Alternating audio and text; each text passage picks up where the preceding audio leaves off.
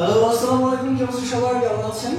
আহ, অনেক অনেক দিন পর আপনাদের সাথে একটা লাইভ ক্লাস নিয়ে চলে এসেছি।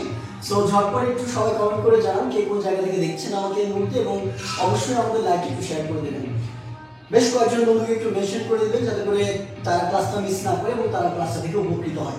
ঝটপট একটু শেয়ার করে দেবেন। আমি প্রথমে আপনাদের একটু দেখে নিব যে কারা কারা যুক্ত আছেন আর আমার সাউন্ড ঠিক আছে কিনা। এটা অনেক বেশি ইম্পর্টেন্ট, কারণ অনেক সময় দেখা যায় সাউন্ড প্রবলেম হয়, রাইট? আমরা খুবই ইম্পর্টেন্ট একটা জিনিস শিখবো আজকে। ও ডিয়ার গড, না সাউন্ড প্রবলেম হচ্ছে, এটা আমাকে চেঞ্জ করতে হবে। Just a minute.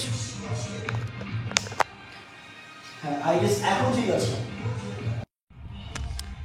না সাউন্ড প্রবলেম হচ্ছে, এটা আমাকে চেঞ্জ করতে হবে। Just a minute. Okay, I guess এখন ঠিক আছে। হ্যালো,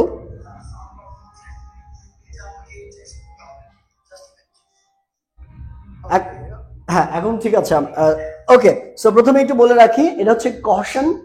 বাইরে পার্টি টাইপের হচ্ছে, লাইক লোকাল এরিয়া। সো নিচে কিছু মানুষ আলটিমেটলি মানে বিয়ের কিছু গান বাজাচ্ছে, so I am extremely sorry for that. So ওই ব্যাকগ্রাউন্ডে যদি গানগুলো আসে আপনারা একটু অ্যাডজাস্ট করে নেবেন। আশা করছি কালকের ক্লাসে এটা থাকবে না আপনাদের। ওকে, সো আজকে আমরা কি শিখবো বেসিকলি, আজকে আমরা যে জিনিসটা শিখবো সেটা হচ্ছে 6 ওয়ে ট্রান্সফরমেশন। এইটা আপনার কি কাজে দেবে, কোন ক্ষেত্রে আপনি এটা করতে পারবেন, বা আলটিমেটলি আপনার এটা দিয়ে স্পোকেনটা কিভাবে শিখবেন সেটা আমরা একটু বোঝার চেষ্টা করি। দেখেন, আমি ক্যাপশনে লিখেছি যে বেসিক্যালি আপনি একা একা এখন স্পোকেন শিখতে পারবেন। এই কথাটা বলার পিছনে একটা যুক্তি রয়েছে। এই 6 ওয়ে ট্রান্সফরমেশনটা এমন একটা জিনিস, এমন একটা টপিক যেটা বেসিক্যালি আপনার প্র্যাকটিসটাকে আরো বেশি ফ্রুটফুল করে তোলে। আপনি বাসায় কারো হেল্প ছাড়া, কারো লাইক কোনো পার্টনার ছাড়া খুব ফ্রুটফুল ওয়েতে প্র্যাকটিস করতে পারবেন, এবং এইটা আপনার কথা বলা বা কনভারসেশনকে আরো বেশি স্ট্রং বা সলিড করে তুলবে। এই জিনিসটা জানার আগে আমরা খুবই সিম্পল দুইটা জিনিস জেনে নিব, তারপরে 6 ওয়ে ট্রান্সফরমেশনে চলে আসবো। একটা বাক্যকে আপনি 6 ভাবে কিভাবে বলতে পারবেন। আমি এক মানে নির্দিষ্ট কোনো বাক্য দেখাবো না আজকে। আজকে আমরা ওই যে একটা কথা আছে না, যে বাক্য তৈরির মেশিন কে সচল করা, ঠিক আছে, আমরা সেটা করব। আমরা ওয়ে দেখব, আপনি এটা দিয়ে হাজার হাজার বাক্যকে 6 ভাবে রূপান্তর করে বলতে পারবেন। আমরা একটা স্পেসিফিক একটা বাক্যকে শুধু পরিবর্তন করব না, একটা ফরম্যাট দেখিয়ে দিব, ওইটা অনুযায়ী আপনাদের সাথে আপনারা কি করবেন, আমার সাথে প্র্যাকটিস করতে থাকবেন, ঠিক আছে? হ্যাঁ হ্যাঁ, সবাই একটু আমাদের লাইভটা শেয়ার করে দিবেন, যারা যারা দেখছেন এই মুহূর্তে সবাই লাইভটা শেয়ার করে দিবেন। সো হ্যাঁ, ওইটা বলবো একটু পর। Okay, thank you ma'am. By the way, কালকে রাত 10টায় কিন্তু ম্যামের ক্লাস হবে, সো সবাই চলে আসবে। তো যাই হোক, এইটা শুরু করার আগে আপনাদের বেসিক্যালি জানতে হবে যে কোয়েশ্চেন কত প্রকার হয়, কিংবা একটা ইন্টারোগেটিভকে আমরা কয় ভাগে ভাগ করতে পারি। এটা বোঝানোর জন্য আমি বেসিক একটা জিনিস শেখাই, সেটা হচ্ছে যে ছোটবেলা থেকে আপনি এই দুইটা জিনিসের সাথে প্রচুর পরিচিত। একটা হচ্ছে প্রশ্ন এবং আরেকটা হচ্ছে জিজ্ঞাসা।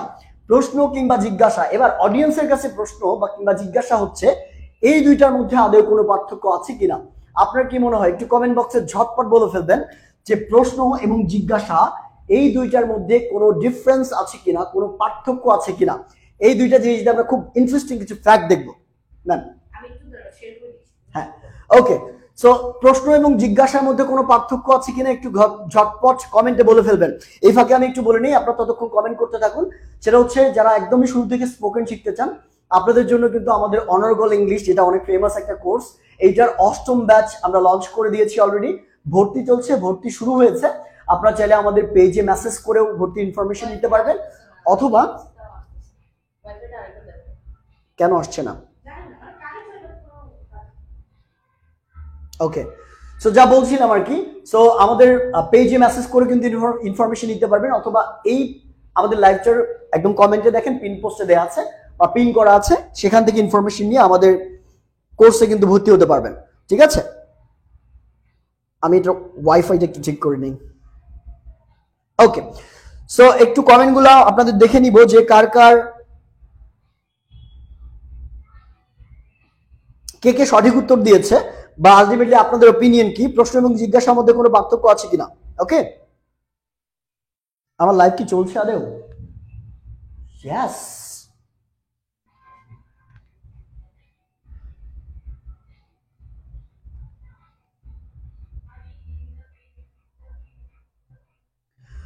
ওকে, থ্যাংক ইউ সো মাচ। আচ্ছা, একজন হিমেল হাবিবাবু বলেছেন আমাদের সুপার স্পোকেন ব্যাচে একটু প্রবলেম হয়েছে, আপনাদের টাকা অবশ্যই আপনারা রিফান্ড পাবেন, 1 টাকাও আপনারা লাইক লস হবে না, আপনার প্রত্যেকটা টাকা আপনাকে রিফান্ড দেওয়া হবে এবং উইদিন 3 days ইনশাআল্লাহ আপনাকে হেল্পলাইনে কল করতে হবে। ওকে ভাই, আচ্ছা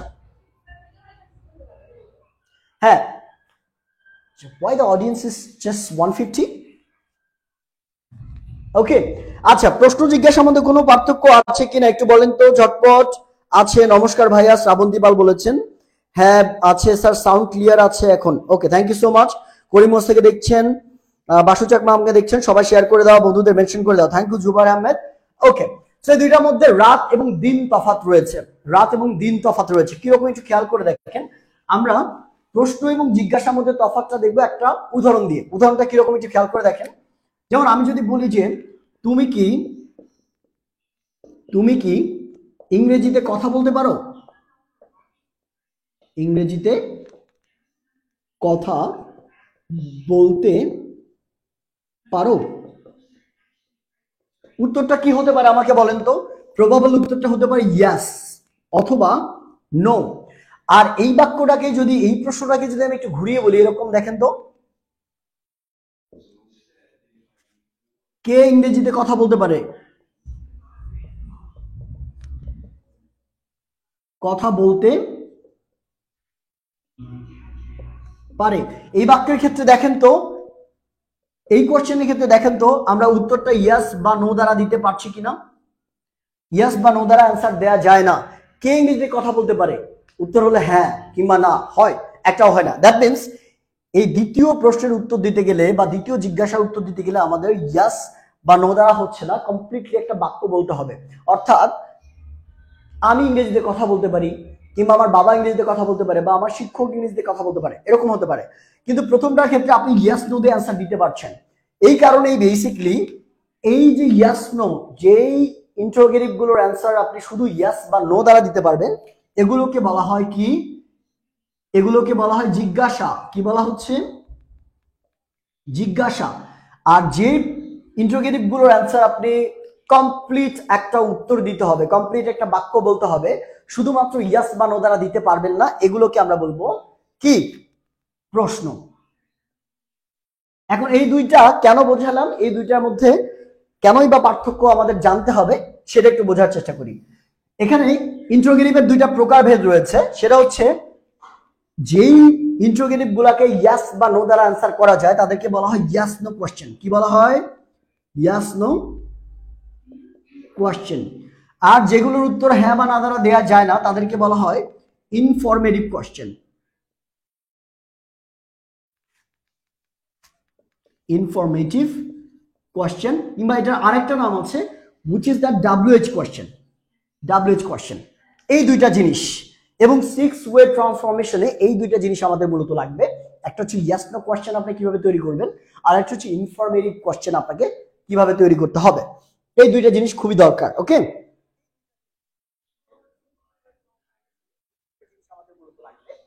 ওকে, থ্যাংক ইউ সো মাচ। তাহলে ক্লিয়ারলি আমরা বুঝতে পারছি। ওকে, থ্যাংক ইউ, থ্যাংক ইউ। যারা দেখছেন আমরা সবাই একটু লাইভটা শেয়ার করে দিই, যারা দেখছেন সবাই লাইভটা একটু শেয়ার করে দিব। ওকে, তো এইটা হচ্ছে আমাদের বেসিক ব্যাপার। এখন আমরা শিখবো একটা বাক্যকে কিভাবে ইয়েস নো কোশ্চেনে রূপান্তর করা যায়। যেমন আমি যদি বলি যে হি is in danger, he is in danger, এটা একটা অ্যাসার্টিভ সেন্টেন্স, এটা একটা সাধারণ একটা বাক্য। এখন এই বাক্যটাকে যদি কোশ্চেন করা যায় তাহলে কিরকম হতে পারে বলেন তো। আমরা প্রশ্ন করার ক্ষেত্রে ইয়েস নো কোশ্চেনে কি দেখলাম, যে উত্তরগুলো হ্যাঁ বা না দ্বারা দেওয়া যায়। ইয়েস নো কোশ্চেনের ক্ষেত্রে দেখলাম যে ইয়েস নো কোশ্চেনগুলোর ক্ষেত্রে হ্যাঁ অথবা না দ্বারা উত্তর দেওয়া যাচ্ছে। এবং এগুলোর ক্ষেত্রে একটা জিনিস মাথায় রাখবেন, শুধুমাত্র অক্সিলারি ভার্বটাকে সামনে বসিয়ে দিলে, শুধুমাত্র অক্সিলারি ভার্বটাকে কোনোভাবে যদি আপনি সাবজেক্টের সামনে আনতে পারেন তাহলে কিন্তু এটা কমপ্লিট একটা কোশ্চেনে পরিণত হয়ে যাবে। কিরকম দেখেন, যদি আমরা এটাকেই বলি ইজ হি ইন ডেঞ্জার, সে কি বিপদের মধ্যে আছে। ইজ হি ইন ডেঞ্জার, সে কি বিপদে। হি ইজ ইন ডেঞ্জার, সে বিপদে। এটা একটা হ্যাঁ বোধক অর্থ। কিন্তু যখন আমি ইজটাকে সামনে বসিয়ে দিলাম এটা একটা কোয়েশ্চেনে রূপান্তরিত হয়ে গেল। এবং খেয়াল করে দেখেন এর উত্তর আপনি হ্যাঁ বা না দ্বারা দিতে পারবেন। Is he in danger, yes or no. এবার এটাকে যদি আপনি একটা ইনফরমেটিভ কোয়েশ্চেন রূপান্তর করতে চান কিংবা একটা WH কোয়েশ্চেন রূপান্তর করতে চান, সিম্পলি এইটার আগে একটা WH ওয়ার্ড বসিয়ে দিতে হবে। WH ওয়ার্ড কোনগুলো? which হতে পারে, তারপরে হচ্ছে হু হতে পারে, হোয়াট হতে পারে, ঠিক আছে, ওয়্যার হতে পারে, এগুলোকে আমরা বলছি WH ওয়ার্ড। তাহলে এইখানে এটাকে যদি আমরা ইন্টারোগেটিভ সেন্টেন্স করতে চাই, কিরকম? ইনফরমেটিভ ইন্টারোগেটিভ, অর্থাৎ ইনফরমেটিভ কোয়েশ্চেন বানাতে চাই, তাহলে কি বলতে হবে? জাস্ট সিম্পলি আপনি বলবেন why is he in danger। Simply কি বললাম? সিম্পলি শুধুমাত্র আপনি WH কোশ্চেনটা এই ইয়াস নো কোশ্চেনের আগে যদি বসিয়ে দেন বা ইজের আগে বসিয়ে দেন, তাহলে এটা একটা কমপ্লিটলি ইনফরমেটিভ কোশ্চেন হয়ে যাবে। এখন এই অনেক কঠিন কঠিন কথাবার্তা এগুলো আমরা শিখলাম, জানলাম। এটার সাথে আমাদের 6 ওয়ে ট্রান্সফরমেশনটার সম্পর্ক কোথায়? ওকে, থ্যাংক ইউ। এটার সাথে আমাদের 6 ওয়ে ট্রান্সফরমেশনের সম্পর্ক কোথায়? আপনি বাসায় কিভাবে প্র্যাকটিস করবেন দেখেন, এই বাক্যটাকে আমরা দেখার চেষ্টা করব। আপনি সিম্পলি একটা বাক্য চিন্তা করবেন, এগুলো কিন্তু খাতায় লেখার দরকার নাই। আপনি খাতায় লিখে মুখস্থ করবেন না, খাতায় লিখে দেখে দেখে বললে কিন্তু আলটিমেটলি কোনো ফলাফল আসবে না। আপনি যেটা করবেন, জাস্ট সিম্পলি বসে আছেন, চিন্তা করতে থাকেন বা মুখে মুখে একটু বলেন। প্রথমে আপনি বললেন যে হি ইজ ইন ডেঞ্জার, সে বিপদের মধ্যে আছে বা সে বিপদে। হি ইজ ইন ডেঞ্জার, সে বিপদে। এখন আপনার কনসার্ন হলো আচ্ছা এই বাক্যটাকে আমি কিভাবে নেগেটিভ করতে পারি? সে বিপদে না বা সে বিপদে নেই, সেটা কিভাবে করতে পারি আমরা? এটা আরেকটা, he is not in danger. সংক্ষেপে আপনি এটাকে কি বলবেন? He isn't in danger, he isn't in danger. খেয়াল করে দেখেন, তাহলে আমরা বেসিক্যালি এই অক্সিলিয়ারি ভার্বের পর শুধু একটা নট বসিয়ে দিলে এটা নেগেটিভ হয়ে যাচ্ছে, না বোধক হয়ে যায়। সে বিপদে, সে বিপদে নয়। He is in danger, he is not in danger, সে বিপদে নয়। এবার আপনার মনে হলো আচ্ছা আমি তো নেগেটিভ করলাম, এবার ওয়াই নট এটাকে একটা ইন্ট্রোগেটিভ বানায় ফেলি। কি বানাই? ইন্ট্রোগেটিভ। এটা দিয়ে একটা প্রশ্ন বানানো যাক, কিরকম হয়? সে কিসে? ডেঞ্জারে, সে বিপদে। এবার প্রশ্ন বানানোর ক্ষেত্রে আমি আপনাকে কি বলেছিলাম যে প্রশ্ন বানানোর ক্ষেত্রে শুধু অক্সিলিয়ারি ভার্বটাকে সামনে পার করে দিলে একটা কোশ্চেন হয়ে যায়। তাহলে আপনি এটা থেকে যদি কোশ্চেন বানাতে চান কি হবে? ইজ হি ইন ডেঞ্জার, সে কি বিপদে? ইজ হি ইন ডেঞ্জার, সে কি বিপদে? এবার আপনি এটা কি ইন্টারোগেটিভ করে ফেললেন। এবার আপনার মনে হলো আচ্ছা আমরা তো এইভাবে জিজ্ঞেস করি বা এইভাবে কথা বলি যে সে বিপদে, সে বিপদে নয়, সে কি বিপদে? এবং এরপরে আমরা আরো কিছু বাক্য এইভাবেও বলি, সে কি বিপদে নয়, সে কি বিপদে নয়, সে কেন বিপদে? একটা বাক্যকে আপনি যত ভ্যারিয়েশনে হতে পারে সবগুলোকে চিন্তা করবেন আপনার কম্পিটেন্স অনুযায়ী। আপনি বসে জাস্ট চিন্তা করবেন যে এই বাক্যটাকে আমি কতভাবে বলতে পারি, ঠিক আছে? এবং যদি পারেন যে স্পিক ইট লাউড, লাইক যদি পারেন মুখে মুখে আরো জোরে জোরে বলেন, তাহলে আপনার জন্য খুবই ইজি হবে এবং খুব ভালোভাবে আপনার মাথায় গেঁথে বসবে এবং একটা হ্যাবিটে রূপান্তরিত হয়ে যাবে। দেখেন, এটাকে আপনার মনে হলো যে আপনি তো ইন্টারোগেটিভ করেছেন, এবার আমি একটা নাও যুক্ত করে দেবো এর সাথে। সে কি বিপদে? সে কি বিপদে নয়? নয়টাও আপনি যোগ করবেন। তাহলে কিভাবে করবেন দেখেন তো। দুইটা ওয়ে আছে, একটা হচ্ছে ইজ এর সাথে নট যুক্ত করা, ইজন্ট হি ইন ডেঞ্জার, এইটা একটা। ইজন্ট হি ইন ডেঞ্জার, সে কি বিপদে নয়, অর্থাৎ অক্সিলিয়ারি ভার্বটার সাথে নট যুক্ত করে দেয়া এবং সংক্ষেপে বা এটাকে আমরা বলি কন্ট্রাক্টেড ফর্মে রাখা। কিন্তু এখানে একটা জিনিস আছে, যদি আপনার মন চায় যে না আমি নটটাকে আলাদাভাবে ইউজ করব, ইজ হি, তখন আপনার সাবজেক্টের পর নটটা ব্যবহার করতে হবে। অর্থাৎ আপনি এইভাবে লিখতে পারেন, is he not in danger.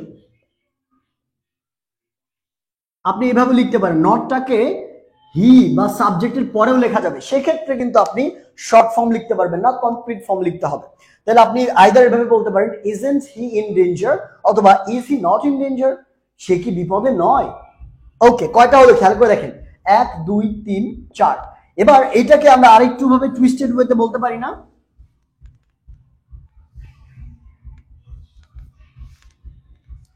আচ্ছা, আর কিভাবে বলা যায় এটাকে একটু বলেন তো? He is in danger, he is not in danger, is he in danger, isn't he in danger. এইটাকেই যদি আমাদের মনে হয় আচ্ছা সে কেন বিপদে আছে, এবার আপনি WH কোশ্চেন দিয়ে ট্রাই করতেছেন যে WH কোশ্চেন দিয়ে আমি WH ওয়ার্ড দিয়ে এই বাক্যটাকে কিভাবে করতে পারি, তখন আপনাকে কি বলতে হবে, এর আগে শুধুমাত্র আপনি একটা অক্সিলারি ভার্ব বসিয়ে দিবেন। একটু আমি আগে বললাম না যে ইয়েস নো কোশ্চেনকে WH কোশ্চেনে রূপান্তর করার একটা সিম্পল ট্রিক হচ্ছে এর আগে কি বসিয়ে দেয়া, এর আগে হচ্ছে WH ওয়ার্ডটা বসিয়ে দেয়া। তাহলে ইজ হি ইন ডেঞ্জার এটাকে আমরা কি বলতে পারি, why is he in danger, সে কেন বিপদে, বলা তো যায় রাইট, এটা আমরা বলতে পারি। এবং এরপর আপনার মনে হলো আচ্ছা WH ওয়ার্ড তো আমি বানিয়ে ফেললাম, এটাকে আমি নেগেটিভ করবো এবার, সে কেন বিপদে, সে কেন বিপদে নয়, এটাও তো হতে পারে তাই না? তাহলে why isn't he in danger. তাহলে দেখেন আমরা কয়টা ট্রান্সফরমেশন করে ফেললাম, this is number 1, this is 2, this is 3, 4, 5 and 6। এই যে 6টা ট্রান্সফরমেশন, আপনি যদি প্রতিদিন 4টা অথবা 5টা বাক্য এরকম 6টা উপায়ে ট্রান্সফার করতে থাকেন, মনে করেন আপনি বললেন যে Maisha has cut his finger, sorry Maisha has cut her finger, Maisha তার হাত কেটে ফেললো বা তার আঙ্গুল কেটে ফেলেছে, এটা আপনি বললেন। এবার আপনার মনে হলো যে না এই বাক্যটাকে আমি 6 ওয়ে ট্রান্সফরমেশন করে প্র্যাকটিস করবো, দেখি কিভাবে করা যায়। তাহলে আপনি প্রথমে চিন্তা করবেন Maisha has cut her finger, এটাকে আপনি নেগেটিভ কিভাবে করতে পারি, তাহলে আপনি কি বলবেন, নট যুক্ত করবেন, মাইশা হ্যাজন্ট কাট হার ফিঙ্গার, এটা 1 নাম্বার। এবার আপনার মনে হলো আচ্ছা এটাকে ইন্টারোগেটিভ করা যায় কিভাবে, তাহলে আপনি শুধুমাত্র হ্যাজটাকে সামনে দিবেন, has Maisha cut her finger, Maisha কি তার আঙ্গুল কেটে ফেলেছেন। এবার আপনার মনে হলো এটা ইন্টারোগেটিভ আছে, এবার এর সাথে নেগেটিভ জুড়ে দিবেন, কি মাইশা কি তার আঙ্গুল কেটে ফেলেনি, তাহলে হ্যাজন্ট মাইশা কাট হার ফিঙ্গার, ঠিক আছে। এবার আপনি মনে করলেন যে না এর সাথে WH কোশ্চেন জুড়ে দেওয়া যায়, কিরকম, হাউ, তাই না, how has Maisha cut her finger, Maisha তার আঙ্গুল কিভাবে কেটে ফেললো, ঠিক আছে। বা why has Maisha cut her finger, Maisha তার আঙ্গুল কিভাবে কেন কেটে ফেললো, রাইট। এবং এটা নেগেটিভও করা যায়, এই যে সেম এটা why hasn't Maisha cut her finger, অর্থাৎ 6টা ওয়েতে আপনি প্রত্যেকটা বাক্য ট্রান্সফার করবেন, দেখবেন প্রত্যেক দিন আপনার কনফিডেন্সটা বৃদ্ধি পাচ্ছে, আপনার কথা বলার যেই ধারণ ক্ষমতা, আপনার কথা বলার যে দক্ষতা, এটা আস্তে আস্তে বৃদ্ধি পাবে। আপনি প্রত্যেক দিন অ্যাটলিস্ট একটা করে বাক্য এই 6 ওয়ে ট্রান্সফরমেশন দিয়ে করার চেষ্টা করবেন। ওকে ওকে, হ্যাঁ, ভেরি গুড।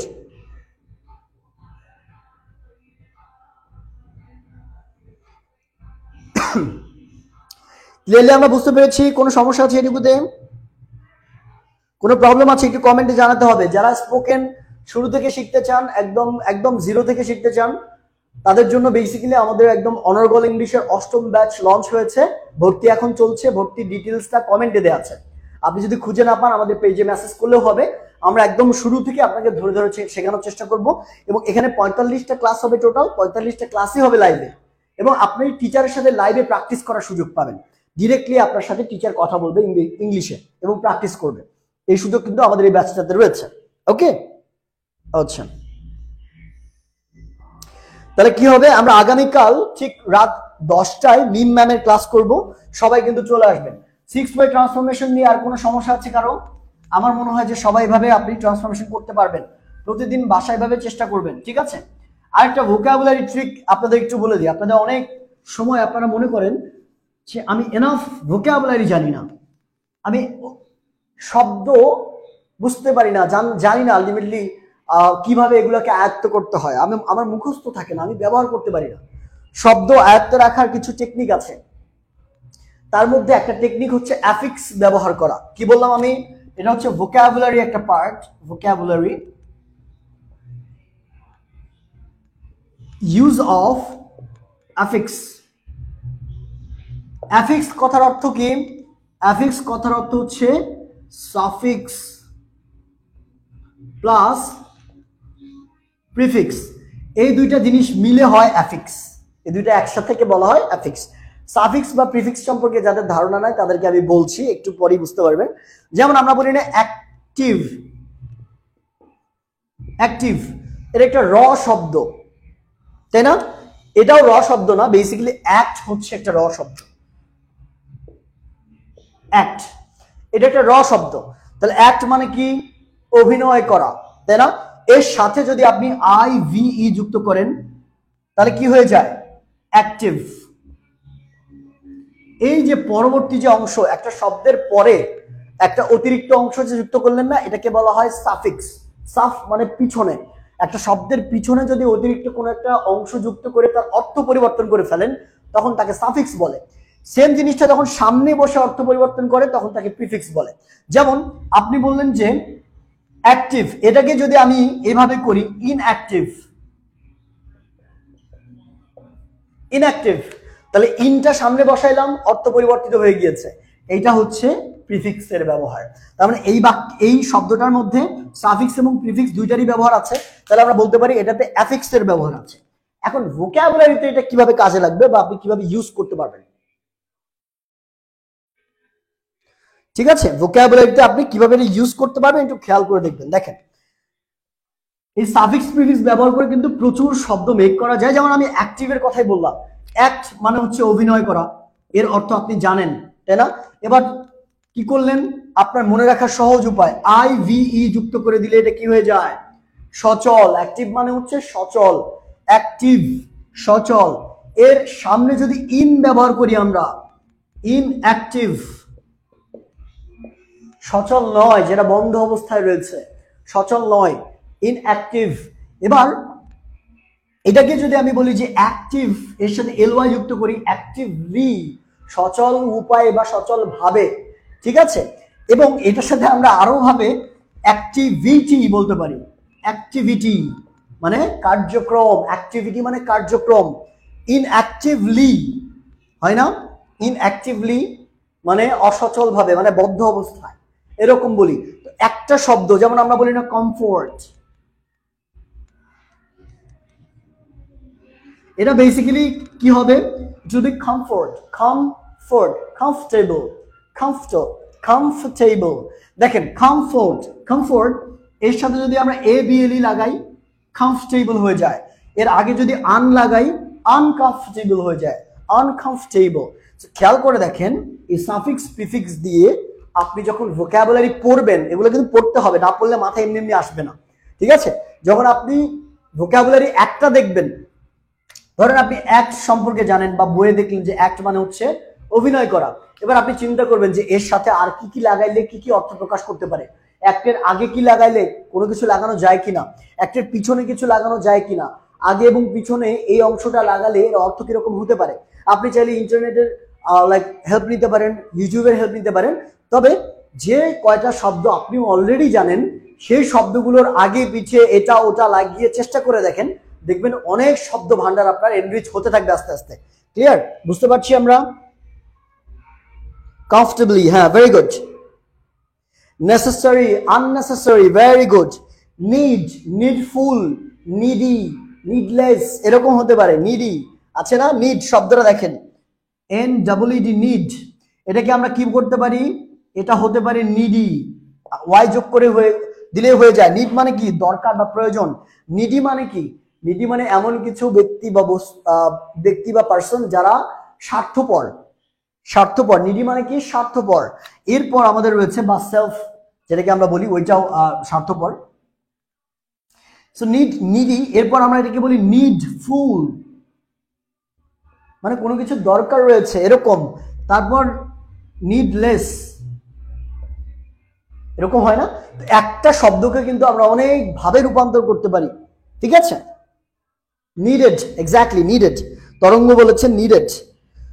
সো এইভাবে আপনি চাইলে কিন্তু প্রত্যেকটা শব্দকে ডিফারেন্ট ওয়েতে কনভার্ট করে করে এগুলোর অর্থগুলো মাথায় রাখতে পারেন, আপনার কথার মধ্যে ব্যবহার করতে পারেন। আপনি যত বেশি অল্টারনেটিভ জানবেন, একটা শব্দর যত অল্টারনেটিভ আপনি জানবেন, যত সাফিক্স এন্ড প্রিফিক্সের ব্যবহার আপনি জানবেন, তত ভোকাবুলারি আপনার জন্য শেখা ইজি হবে, ইংরেজির মধ্যে তত ব্যবহার করা আপনার জন্য ইজি হবে। এবং এট দ্য সেম টাইম দেখবেন যে ভোকাবুলারির জন্য আপনি অনেকে লাইক কমপ্লেন করে যে আমার কথা আটকে যায় মাঝখানে, আমি কিছু দূর বলার পর আমি শব্দ খুঁজে পাই না, এই প্রবলেমটারও কিন্তু হেল্প হবে আপনি যদি ভোকাবুলারি এইভাবে ডেভেলপ করতে পারেন। ওকে, ইউজফুলি এক্স্যাক্টলি। ওকে, আচ্ছা যাই হোক, আজকে আমাদের খুবই শর্ট একটা ক্লাস ছিল, আপনাদের জাস্ট অ্যানাউন্সমেন্ট দেয়া, আমি বেশিক্ষণ আগে অ্যানাউন্সমেন্ট দিইনি, একটা অ্যানাউন্সমেন্ট দেওয়া, উইচ ইজ দ্যাট আজকে থেকে আমাদের মোটামুটি লাইভ ক্লাসগুলো আমরা শুরু করলাম, আস্তে আস্তে চেষ্টা করবো সপ্তাহে 3-4টা করে ক্লাস নেওয়ার। ওকে, সো কালকে আগামীকালকে রাত 10টায় আপনাদের মিম ম্যাম ক্লাস নেবে স্পোকেনের উপরে, একটু থাকবেন।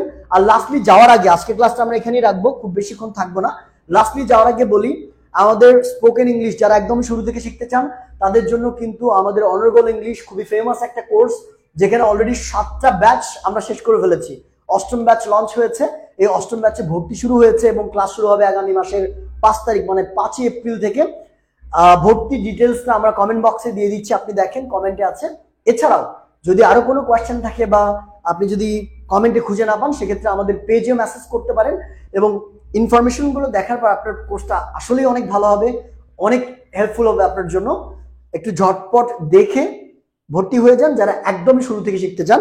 আর এই কোর্সের স্পেশালিটি হচ্ছে আমরা একদম সবগুলো ক্লাস 45টা ক্লাস লাইভে নিব এবং লাইভে প্র্যাকটিস করার আপনার ব্যবস্থা থাকবে। Okay, thank you so much. So আজকের মতো বিদায় নেই, ইনশাল্লাহ আগামীকাল আপনাদের সাথে ম্যাম দেখা করবে, ততক্ষণ পর্যন্ত ভালো থাকুন, আবার আপনাদের সাথে ইনশাল্লাহ আরেকটা ক্লাস নিয়ে দেখা হবে।